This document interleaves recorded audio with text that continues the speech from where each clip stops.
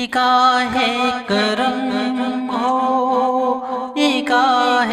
کرم۔ بسم اللہ الرحمن الرحیم، اللہم صلی علی سیدنا مولانا محمد وعلی آلہ وسلم۔ حضرت انس رضی تعالیٰ عنہ نے روایت کیا ہے کہ نبی کریم صلی اللہ علیہ وسلم نے فرمایا،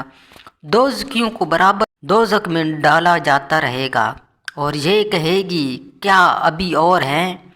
یہاں تک کہ رب العالمین اس پر اپنا قدم رکھ دے گا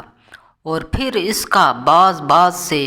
سمٹ جائے گا اور اس وقت یہ کہے گی کہ بس بس، تیری عزت اور اکرام کی قسم،